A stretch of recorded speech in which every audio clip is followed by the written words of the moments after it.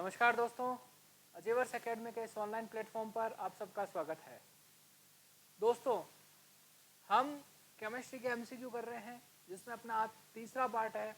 आज हम और अच्छे 20 क्वेश्चन करेंगे जो विभिन्न प्रकार की प्रतियोगिता परीक्षाओं में बार बार पूछे गए हैं। ये क्वेश्चन बार बार आ रखे हैं। तो देखो, आज के अच्छे 20 क्वेश्चन कौन से हैं मैं आपके सामने प्रस्तुत करने जा रहा हूँ। देखो, पार्ट 3 है जिसमें सबसे पहला है न्यूट्रॉन की खोज के लिए नोबेल पुरस्कार किसे दिया गया। देखो दोस्तों, एक परमाणु होता है, उस परमाणु में 3 जो होते हैं वो मूलभूत कण होते हैं, फंडामेंटल पार्टिकल होते हैं। परमाणु में 3 मूलभूत कण होते हैं जिसमें एक होता है इलेक्ट्रॉन, एक होता है प्रोटॉन और एक होता है न्यूट्रॉन। इलेक्ट्रॉन की खोज का श्रेय जाता है थॉमसन को, जे थॉमसन को जाता है ना, ठीक है। प्रोटॉन की खोज का श्रेय जाता है गोल्डस्टीन को। किसको जाता है? गोल्डस्टीन को। और न्यूट्रॉन की खोज का श्रेय जाता है चैडविक को। किसको जाता है? जेम्स चैडविक को। तो पूछा क्या है, न्यूट्रॉन की खोज के लिए नोबेल पुरस्कार किसे दिया गया था? तो उसका आंसर आता है जेम्स चैडविक। जबकि रदरफोर्ड है ना दोस्तों, रदरफोर्ड, कभी कभी बच्चों से ये भी गलती हो जाती है कि प्रोटॉन की खोज किसने की थी, वो रदरफोर्ड करके आ जाता है।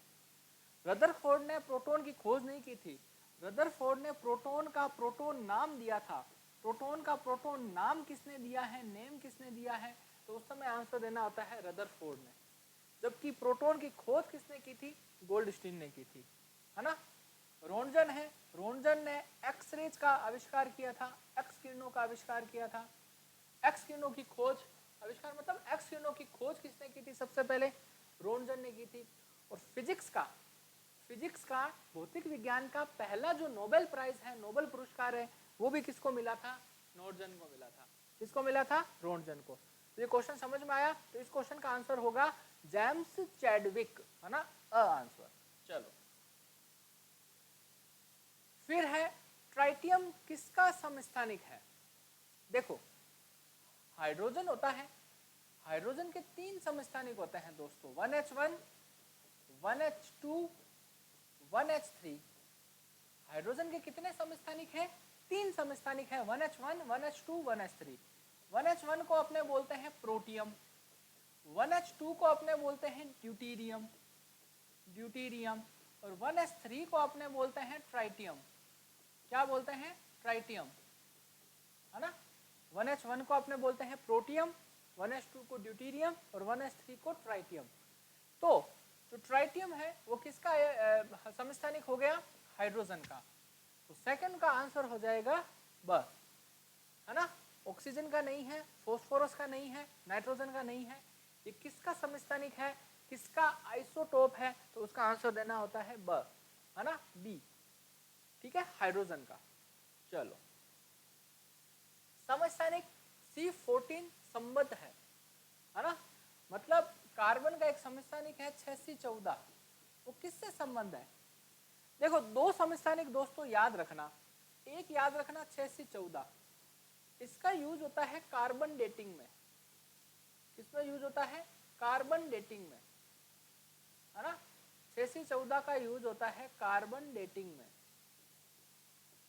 कार्बन डेटिंग में मतलब जो जीवाश्म होते हैं, जीवाश्म, है ना, जीवाश्म जिसे अपने फॉसिल कहते हैं, फॉसिल, है ना। जीवाश्म की आयु ज्ञात करने में किसका यूज किया जाता है ना, जैसे पेड़ पौधे हो गए, कोई जानवर हो गए, उनकी आयु को ज्ञात करने में कार्बन डेटिंग का यूज करते हैं। और उसमें जो अपने समस्थानिक यूज करते हैं वो है 6C14। वो कौन सा है? 6C14 है, ठीक है। तो देखो, फॉसिल जीवाश्म की आयु के निर्धारण में किसका यूज किया जाता है? 6C14 का यूज किया जाता है। एक समस्थानिक आप और याद रखना, एक समस्थानिक और याद रखना, 92 U238, ये क्या है? ये है यूरेनियम। ये क्या है? यूरेनियम। यूरेनियम का एक समस्थानिक है 92 U238। इसका जो यूज है ना, इसका यूज होता है चट्टानों की आयु को ज्ञात करने में। चट्टान जो होती है, रॉक्स होती है, रॉक्स, चट्टानों की आयु को ज्ञात करने में किसका यूज करते हैं? 92 U238 का यूज करते हैं, है ना। तो यहाँ पर अपना आंसर होगा फोसिल जीवाश्म की आयु के निर्धारण में। और इसको अपने बोलते हैं यूरेनियम डेटिंग। क्या बोल देते हैं? Uranium dating. कार्बन वाले को क्या बोल देते हैं? Carbon dating. और चट्टानों को आयु को ज्ञात कर रहे हैं, इसको अपने यूरेनियम डेटिंग कह देंगे। चलो चौथा क्वेश्चन, किसी तत्व के वे परमाणु जिनकी परमाणु संख्या समान हो परंतु परमाणु भार भिन्न भिन्न हो वे कहलाते हैं, है ना। मतलब परमाणु क्रमांक समान हो लेकिन द्रव्यमान संख्या भिन्न भिन्न हो, वे क्या कहलाते हैं? समस्थानिक कहलाते हैं, जिसे अपने बोलते हैं आइसोटोप, जिन्हें हम क्या कहते हैं? आइसोटोप कहते हैं दोस्तों। जैसे 1H1, 1H2, 1H3, इन चारों में देखो परमाणु क्रमांक तो समान है ना, लेकिन परमाणु भार यानी द्रव्यमान संख्या है वो भिन्न भिन्न है, इसलिए ये एक दूसरे के क्या है? समस्थानिक है, आइसोटोप है, बहुलक नहीं है। कार्बन के छोटे छोटे अणुओं को अपने मोनोमर एकलक बोलते हैं, जब कार्बन के बड़े बड़े अणु जुड़ जाते हैं तो वो बहुलक हो जाते हैं, बहुलक नहीं है। समावेवी नहीं है ना, जिनके रासायनिक सूत्र समान हो लेकिन संरचना भिन्न भिन्न हो, एक दूसरे के आइसोमर समावेवी कहलाते हैं, समावेवी नहीं है। समभारिक भी नहीं है, आइसोबार भी नहीं है। आइसोबार क्या होता है? अगर द्रव्यमान संख्या समान हो जाए और परमाणु क्रमांक भिन्न भिन्न हो तो वो आइसोबार कहलाते हैं, समभारिक कहलाते हैं। तो इसका आंसर क्या है? समस्थानिक आइसोटोप, अ। चलो, जंग के लिए सही कथन है। देखो जंग कैसे लगती है दोस्तों? लोहे को आपने खुला छोड़ दिया, अब लोहा क्या करेगा? ऑक्सीजन से क्रिया करेगा। लोहा है वो जल के अणुओं से क्या करेगा? क्रिया करेगा, ठीक है। तो एक प्रोडक्ट बनेगा Fe2O3 डॉट XH2O, है ना। ये क्या है? फेरिक ऑक्साइड है, हाइड्रेटेड फेरिक ऑक्साइड है, हाइड्रेटेड फेरिक ऑक्साइड।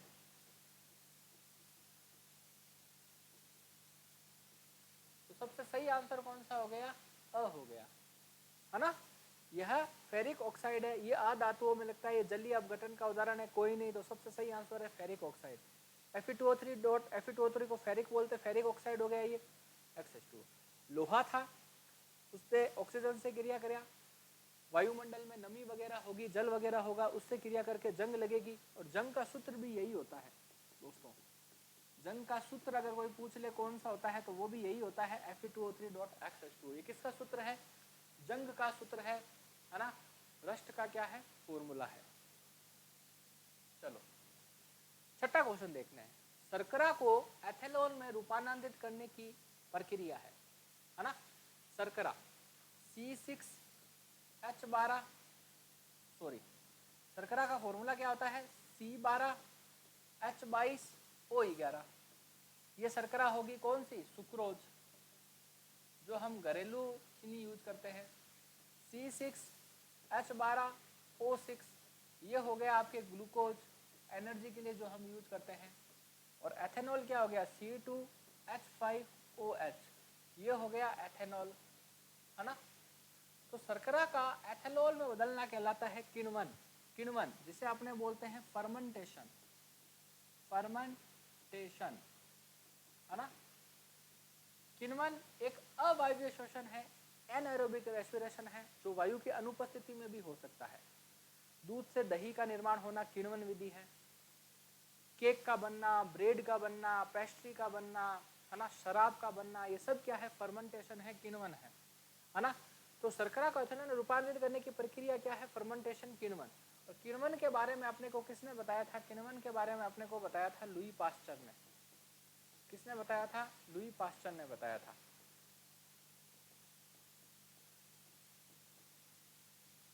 इसका सबसे सही आंसर है ए, है ना। उपचय, अपचय, डिम्यूटेशन ये कुछ नहीं है, क्या है? किण्वन, फर्मेंटेशन।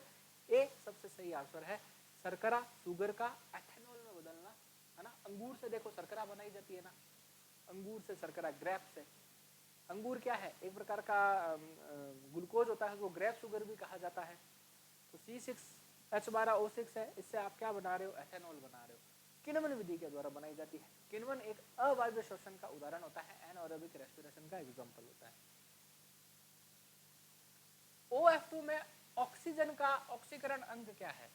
यानी ये जो OF2 है इसमें ऑक्सीजन पर आवेश क्या है? तो देखो ऑक्सीजन पर आवेश मान लेते हैं, मान लो x है, प्लस फ्लोरीन पर कितना होता है -1, है ना, और ऑक्सीजन अंकों का योग 0 होता है, मैंने आपको सिखा रखा है या आपने सीख रखा होगा। तो ऑक्सीकरण अंक का आवेश कितना हो गया +2, तो यहाँ पर आंसर क्या होगा 10 हो जाएगा। बहुत इंपॉर्टेंट क्वेश्चन है दोस्तों, RSM SSB LDC RPSC LDC में ये पूछा गया क्वेश्चन है कि ऑक्सीजन का ऑक्सीकरण अंक क्या है, तो +2 ध्यान रखना। राजस्थान गवर्नमेंट में LDC के एग्जाम में ये पूछा गया क्वेश्चन है कई बार, है ना। चलो एंजाइम क्या होते हैं, देखो एंजाइम देखा जाए तो एक प्रकार के प्रोटीन होते हैं, और अपने शरीर में जो एंजाइम है वो एक प्रकार के जैव उत्प्रेरक भी हैं। एंजाइम मूलतः प्रोटीन होते हैं दोस्तों, और अपने शरीर में एंजाइम जैव उत्प्रेरक की तरह काम करते हैं, है ना। जैसे अपने मुंह में लार में टाइलिन एंजाइम होता है, वो स्टार्च को माल्टोज में कन्वर्ट कर देता है, ठीक है। दूध में उपस्थित केसीन नाम की प्रोटीन को रेनिन नाम का एंजाइम होता है, उसका वो पाचन कर देता है।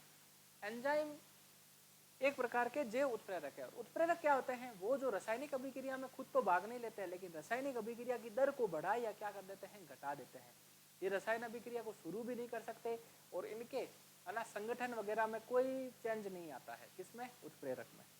तो आप मोटी मोटी बात ध्यान रखो, एंजाइम क्या है, एक प्रकार के जैव उत्प्रेरक होते हैं। कौन से एंजाइम, जो अपने मनुष्य के शरीर में है। और मूलतः एंजाइम होते क्या है, प्रोटीन होते हैं। कार्बन टेट्राक्लोराइड को अन्य किस नाम से जाना जाता है, कार्बन टेट्राक्लोराइड, जिसे आपने बोलते हैं CCl4, है ना। इसको अन्य जिस नाम से जाना जाता है वो है पायरीन, है ना। कार्बन टेट्राक्लोराइड को किस नाम से जाना जाता है, पायरीन के नाम से जाना जाता है दोस्तों, पायरीन के नाम से जाना जाता है। अच्छा, धान की खेती में निकलने वाली गैस कौन सी है, धान मतलब हो गया राइस। धान की खेती में निकलने वाली गैस कौन सी होती है, मार्स गैस होती है। मार्स गैस जिसे आपने मीथेन के नाम से जानते हैं, मीथेन होता है वो एक मार्स गैस है। कोयले की खदानों में विस्फोट का कारण भी ये मार्स गैस ही होती है। Mustard gas first world war में इसका यूज किया गया था। फर्स्ट वर्ल्ड वॉर में, प्रथम विश्व युद्ध में इस गैस का यूज किया गया था। जबकि सेकेंड वर्ल्ड वॉर की अपने बात करते हैं, है ना, सेकेंड वर्ल्ड वॉर की अपने बात करते हैं, द्वितीय विश्व युद्ध की बात करते हैं, तो किस गैस का यूज किया गया था। द्वितीय विश्व युद्ध की बात करते हैं तो किस गैस का यूज किया गया था, तो उस गैस का नाम था lewisite gas.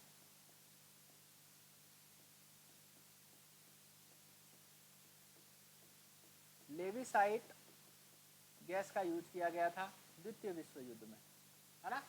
First world war में मस्टर्ड गैस का, और द्वितीय विश्व युद्ध में लेविसाइट गैस का क्या किया गया था, यूज किया गया था। ठीक है, चलो ये बातें आप ध्यान रखना। पायरीन जो होती है वो कार्बन टेट्राक्लोराइड है, ठीक है।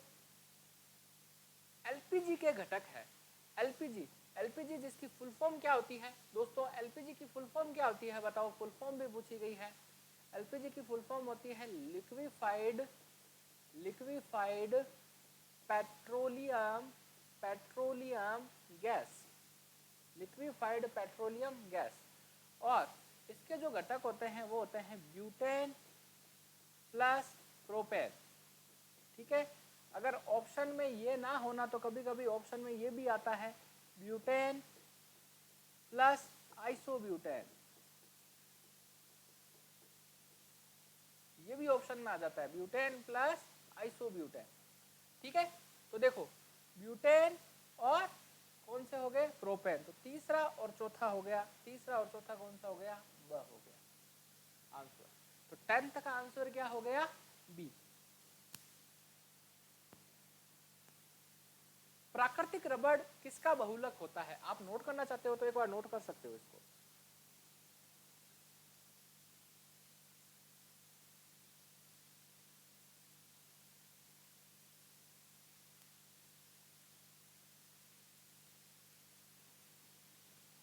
नोट किया अच्छे से, चलो।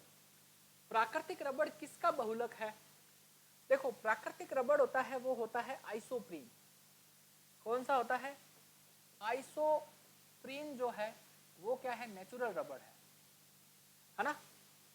रबड़ जो होता है वो रबड़ ट्री के रबड़ ट्री से प्राप्त किया जाता है, रबड़ के पेड़ से प्राप्त किया जाता है। रबड़ के पेड़ से एक दूधिया द्रव निकलता है जिसे अपने लेटेक्स बोलते हैं, उससे अपने रबड़ तैयार करते हैं। और जो प्राकृतिक रबड़ होता है, नेचुरल रबड़ होता है, वो कौन सा होता है? आइसोप्रीन। आइसोप्रीन एक प्राकृतिक रबड़ है, नेचुरल रबड़ है ना। आइसोप्रीन क्या है? एक प्राकृतिक रबड़ है जिसे अपने बोलते हैं नेचुरल रबड़, है ना, नेचुरल रबड़ है। ठीक है, आइसोप्रीन होता क्या है? आइसोप्रीन होता है 2 मेथिल है ना 1,3 ब्यूटाडाइईन। 2 मेथिल 1,3 ब्यूटाडाइईन है, उसे ही अपने क्या बोलते हैं? उसे ही अपने प्राकृतिक रबड़, नेचुरल रबड़ के नाम से जानते हैं। ठीक है, 2 मेथिल 1,3 ब्यूटाडाइईन वही क्या है? प्राकृतिक रबड़ है ना, नेचुरल रबड़ है। ठीक है, अगर आपको कह दे संश्लेषित रबड़ कौन सा है, तो उस समय आंसर देना होता है नियोप्रीन। यह संश्लेषित रबड़ है ना, यह संश्लेषित रबड़ है। तो इसका जो फॉर्मूला हो जाता है वो हो जाता है 2 क्लोरो 1,3 ब्यूटाडाइईन 1,3 ब्यूटाडाइईन 2 क्लोरो 1,3 ब्यूटाडाइईन। ये क्या हो गया? आपके नियोप्रीन हो गया। आइसोप्रीन कौन सा हो गया? 2 मेथिल 1,3 ब्यूटाडाइईन और 2 क्लोरो 1,3 ब्यूटाडाइईन हो गया नियोप्रीन। कहानी समझ में आई आपके? तो यहाँ पर अपने को प्राकृतिक रबड़ के बारे में पूछा है, तो वो क्या हो जाएगा? आइसोप्रीन। चलो, सही युग्मों को सुमेलित कीजिए। सही युग्मों को सुमेलित कीजिए। पहला कौन सा है? देखो, पीवीसी। पीवीसी पीवीसी जिसे आपने कहते हैं पॉली विनाइल क्लोराइड।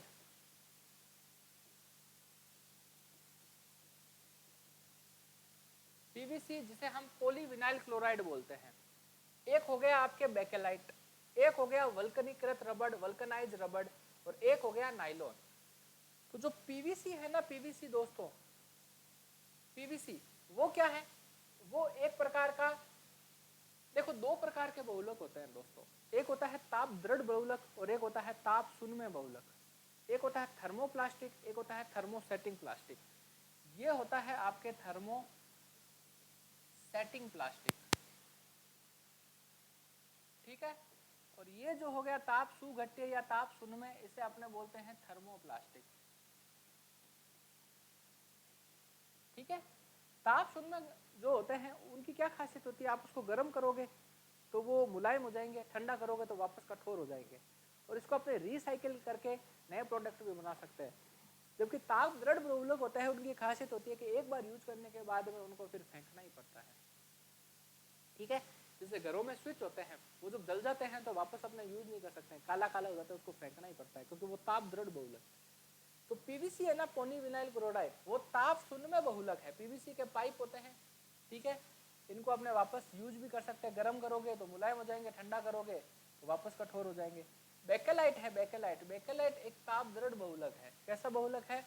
ताप दृढ़ बहुलक होता है। वल्कनीकृत रबड़ है, वल्कनीकृत रबड़ है, वो क्या है? एक प्रत्यास्थ बहुलक है, इलास्टिक पॉलीमर है, इसको आप खींच सकते हो। जबकि नाइलॉन 6 है, वो क्या है? एक फाइबर है। क्या है? एक रेशा है। नाइलॉन 6 है, वो क्या है? एक रेशा है। तो पहले को किससे मिलाया? दूसरे से। दूसरा कहाँ है? यहाँ पे भी है, यहाँ पे भी है। अच्छा, दूसरे को किससे मिलाया? पहले से मिलाया। पहला यहाँ पे भी है, यहाँ पे भी है, अ में भी है और स में भी है, ए में भी है और सी में भी है। अच्छा, उसके बाद में आते हैं सी को किससे मिलाया? चौथे से मिलाया। तो देखो सी चौथा कहाँ है? यहाँ है, यहाँ नहीं है। तो सबसे सही आंसर कौन सा हो गया? स हो गया। दूसरा, पहला, चौथा और तीसरा, है ना। चौथे को देखो अपने किससे मिलाया है? समझ में आई क्या कहानी? आपको वापस से समझाता हूँ। पीवीसी पॉलीविनाइल क्लोराइड एक ताप सुघट्य या थर्मोप्लास्टिक है, यानी आप इसको गर्म करोगे तो मुलायम हो जाएगा, ठंडा करोगे तो वापस कठोर हो जाएगा, इसको पुनः उपयोग में ले सकते हैं। बेकेलाइट घरों के स्विच, टीवी का कैबिनेट, रेडियो का कैबिनेट बेकेलाइट का बना होता है, एक ताप दृढ़ बहुलक होता है। एक बार यूज करने के बाद में इसको फेंकना ही पड़ता है, अगर ये जल गया तो फिर इसका वापस यूज नहीं आएगा।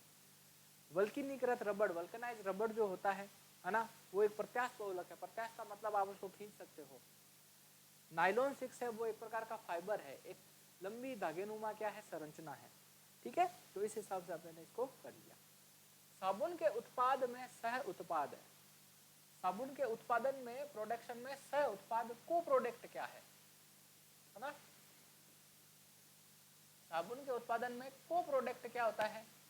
तो उस समय आंसर देना होता है ग्लिसरॉल। ठीक है, ग्लिसरॉल जो होता है, ग्लिसरॉल जो है वो क्या है? साबुन का बाई प्रोडक्ट है ग्लिसरॉल, इसे ग्लिसरीन भी बोल दो। पारदर्शी साबुन बनाने के लिए अपने उसमें क्या मिलाते हैं? ग्लिसरॉल या ग्लिसरीन मिलाते हैं। शेविंग क्रीम होती है ना, शेविंग क्रीम को सूखने से बचाने के लिए उसमें ग्लिसरीन या ग्लिसरॉल मिलाया जाता है। और शेविंग क्रीम में क्या मिला होता है? सोडियम रोजिनेट मिला हुआ होता है ना? करवाऊंगा मैं आपको, आगे क्वेश्चन आएंगे उसमें अपने अच्छे से देखेंगे। तो साबुन के उत्पादन में जो सह उत्पाद होता है वो क्या होता है? ग्लिसरॉल होता है। देखो कुछ लिखना चाहो तो चलो यहीं लिख लो, है ना? पारदर्शी साबुन बनाने के लिए, पारदर्शी साबुन में अपने क्या मिलाते हैं? यही ग्लिसरॉल मिलाते हैं। अच्छा, इसी को ग्लिसरीन कह दो। कृत्रिम आंसू समझते हो? पिक्चर रोल में जो एक्टर वगैरह रोते हैं वो आंसू असली के थोड़ी होते हैं। कैसे आंसू होते हैं? कृत्रिम आंसू। कृत्रिम आंसू लगाने के लिए, लाने के लिए ग्लिसरीन का यूज किया जाता है ना? शेविंग सोप होती है जो, है ना, शेविंग सोप। शेविंग सोप में क्या होता है? शेविंग सोप में होता है सोडियम रोजिनेट। सोडियम रोजिनेट नाम का पदार्थ मिलाया जाता है। ठीक है, तो सोप को अगर आपको पारदर्शी बनानी है ना, तो अपने उसमें ग्लिसरीन या ग्लिसरॉल मिला देते हैं, है ना, कृत्रिम आंसू पारदर्शी साबुन बनाने में, है ना। और ये जो शेविंग क्रीम है, इसको सूखने से बचाने के लिए, शेविंग क्रीम को सूखने से बचाने के लिए अपने सोडियम रोजिनेट और साथ में ग्लिसरॉल भी मिला देते हैं, है ना, ग्लिसरॉल भी मिला देते हैं, बस इसको सूखने से बचाना हो तो।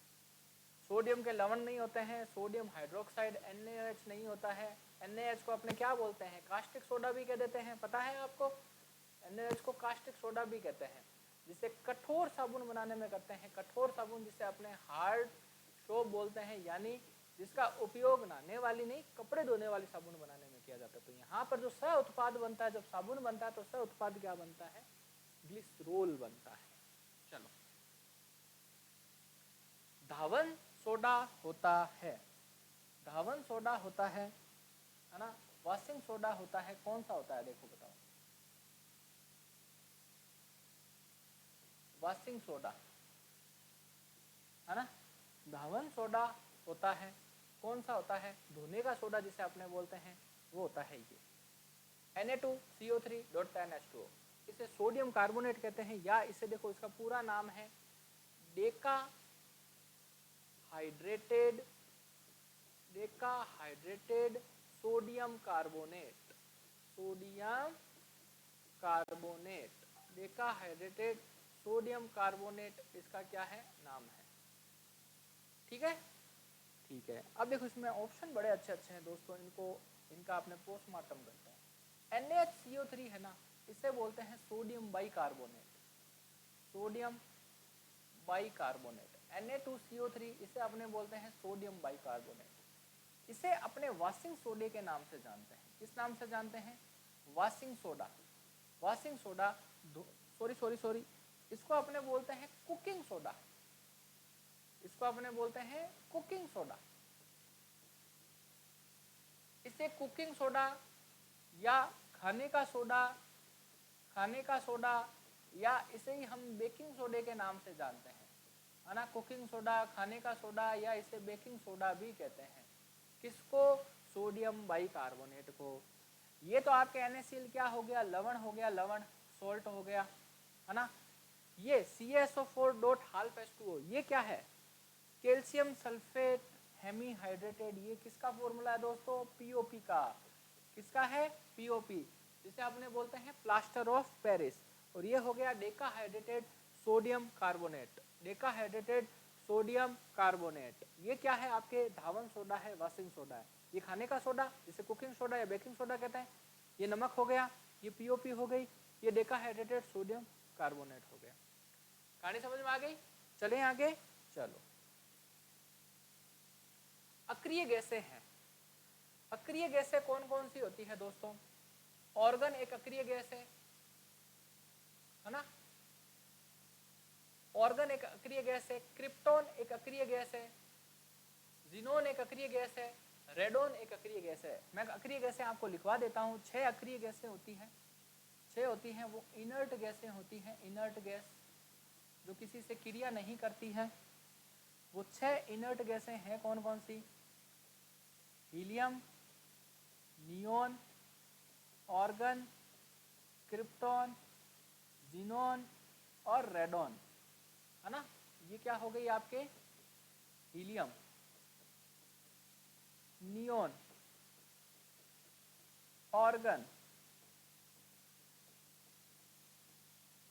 क्रिप्टॉन, जिनोन और रेडोन। ये 6 क्या हैं अपने सामने? अक्रिय गैसें हैं, ठीक है। 6 क्या हैं? अक्रिय गैसें हैं। जिसमें जो जिनोन होती है ना, इसको हम स्ट्रेंजर गैस भी बोलते हैं, अजनबी गैस भी कहा जाता है। स्ट्रेंजर गैस, इसे हम अजनबी गैस भी कहते हैं। क्यों? क्योंकि ये कभी कभार क्रिया कर लेती है, ये कभी कभार क्रिया कर लेती है, इसे हम स्ट्रेंजर गैस कहते हैं।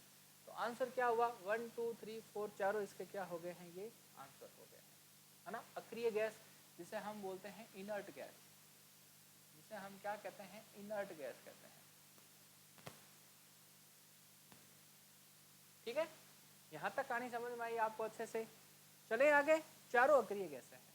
चलो, गोताखोरों द्वारा गहरे समुद्र में सांस लेने के लिए ऑक्सीजन का किस गैस को मिश्रित किया जाता है? तो उस समय आंसर होता है हीलियम। हीलियम और ऑक्सीजन का जो मिश्रण होता है, इसका यूज आर्टिफिशियल रेस्पिरेशन, कृत्रिम श्वसन में अपने करते हैं, कृत्रिम श्वसन में इसका किया जाता है। तो है ना, ऑक्सीजन सिलेंडर होते हैं, उनमें भी यही गैस यूज होती है। प्लस गोताखोर होते हैं सी डाइवर्स, गोताखोर मतलब हो गए सी डाइवर्स, सी डाइवर्स, है ना, लिख लोगे ना, सी डाइवर्स। गोताखोर जो होते हैं वो भी हीलियम के साथ ऑक्सीजन को गैस यूज करके करते हैं, है ना, ताकि सांस लेने में दिक्कत नहीं आए। नाइट्रोजन यूज नहीं करते हैं, जिनोन नहीं करते हैं, अमोनिया नहीं करते हैं। जिनोन का फॉर्मूला ये होता है, नाइट्रोजन का ये होता है, और अमोनिया का होता है NH3, है ना। चलें आगे। चलो, बायोगैस का मुख्य रासायनिक घटक है, बायोगैस का जो मुख्य रासायनिक घटक होता है वो होता है दोस्तों मीथेन, जिसे अपने बोलते हैं CH4। बायोगैस का जो मेन केमिकल कॉन्स्टिट्यूएंट है वो कौन सा है? मीथेन है, मीथेन CH4 है ना। तो बायोगैस का मुख्य रासायनिक घटक होता है CH4 मीथेन। ये समझ में आया? 17वां क्वेश्चन, है ना। बायोगैस, बायोगैस, है ना, जिसे आप गोबर गैस के नाम से भी जानते हो। LPG का तो मैंने बता ही दिया, ब्यूटेन और प्रोपेन। और प्राकृतिक गैस कौन सी प्राकृतिक गैस है? यहाँ पर अगर CNG होती तो CNG संपीड़ित प्राकृतिक गैस का भी मुख्य घटक मीथेन ही होता है दोस्तों। तो यहाँ पर मीथेन अपने को आंसर करना है। चलो, 18वां क्वेश्चन, निम्नलिखित में से कौन सी गैस का उपयोग फलों को पकाने में किया जाता है? तो फलों को पकाने वाली गैस होती है एथिलीन गैस, है ना। अब देखो, ये जब चीजें आ जाए ना, देखो मीथेन एथेन तो होगा नहीं, एथिलीन और एसिटिलीन में बच्चे कंफ्यूज होता है। तो देखो, फलों को पकाने में जो मुख्य गैस होती है वो होती है एथिलीन गैस, लेकिन फलों को पकाने में एसिटिलीन गैस का भी उपयोग किया जाता है। लेकिन एसिटिलीन गैस का जो मुख्य उपयोग होता है वो वेल्डिंग कार्यों में हम करते हैं। एसिटिलीन की क्रिया ऑक्सीजन से करवाते हैं और अपने को एक प्रोडक्ट प्राप्त होता है, उस प्रोडक्ट का नाम होता है ऑक्सी एसिटिलीन। और उस ऑक्सी एसिटिलीन का उपयोग, है ना, वेल्डिंग कार्यों में किया जाता है। किसमें किया जाता है? वेल्डिंग वर्क में किया जाता है। तो एथिलीन गैस है, इसका उपयोग फलों को पकाने में अपने क्या है करते हैं, फलों को पकाने में अपने क्या है करते हैं। किसका उपयोग? एथिलीन का। कहाँ पे करते हैं? फलों को पकाने में करते हैं। समझ में आई बात यहाँ तक? चलो चलते हैं। निम्न यौगिकों में से किसे कास्टिक सोडे के रूप में जाना जाता है? तो अभी मैंने आपको बताया भी था कास्टिक सोडा, ना, अब तो आप बता भी दोगे। कास्टिक सोडा कौन सा है? देखो, NaOH, इसे कास्टिक सोडा बोलते हैं। वास्तविक नाम है इसका सोडियम हाइड्रोक्साइड, है ना, सोडियम हाइड्रोक्साइड है, इसको हम कास्टिक सोडा भी कहते हैं। किस नाम से जानते हैं? इसे हम कास्टिक सोडा भी कहते हैं।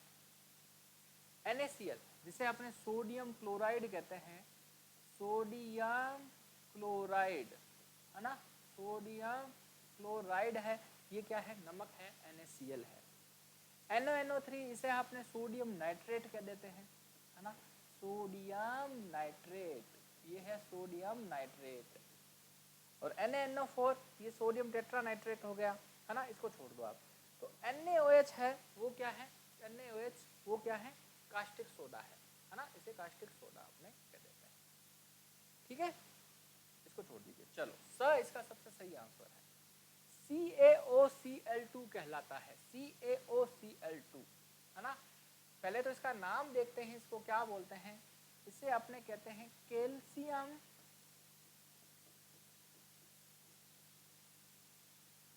हाइपोक्लोरेट के नाम से इसे जानते हैं, क्लोरेट, है ना, कैल्शियम ऑक्सी या कैल्शियम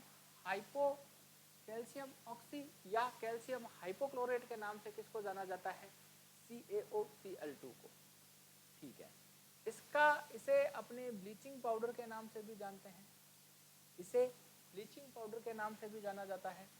और इसका जो यूज होता है, इसका जो यूज है वो क्या है? इसका जो यूज है वो क्या है?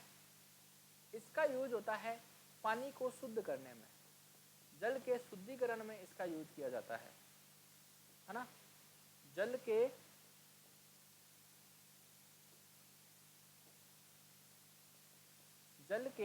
शुद्धिकरण में इसका यूज किया जाता है ना, CaOCl2 को, है ना, जिसे आपने कैल्शियम ऑक्सी, है ना, या हाइपोक्लोरेट कहते हैं, है ना, ब्लीचिंग पाउडर इसी को कहा जाता है। चलें आगे। चलो ये 20 क्वेश्चन आज के अच्छे से हो गए हैं। तो आई थिंक आपको आज का सेशन पसंद आया होगा। अगर सेशन पसंद आया है तो उसको लाइक करें, शेयर करें और चैनल को सब्सक्राइब जरूर करें। नेक्स्ट सेशन में हम और अच्छे 20 क्वेश्चन लेके आएंगे केमिस्ट्री के। ऐसे केमिस्ट्री के अपने टोटल 10 सेट चलेंगे, फिर अपने बायो लेंगे, फिजिक्स लेंगे। तो बहुत अच्छा सेशन आपको मिलने वाला है और सभी प्रकार की प्रतियोगिता परीक्षाओं में ये क्वेश्चन पूछे गए हैं। मुख्यतः RSM SSB LDC और जूनियर अकाउंटेंट की तैयारी करने वालों के लिए ये सेशन बहुत ज़्यादा इंपॉर्टेंट है, क्योंकि मेनली मैं उनके एग्जाम में पूछे गए क्वेश्चन आपके लिए लेके आता हूँ, है ना। तो ये क्वेश्चन और भी एग्जाम में आए हुए हैं, तो बड़े ही यूजफुल क्वेश्चन है और बार बार ये क्वेश्चन रिपीट होते हैं, तो इससे आपको ये चीज़ें याद हो जाएगी। आज के लिए इतना ही, मिलते हैं नेक्स्ट लेक्चर में। जय हिंद, जय भारत।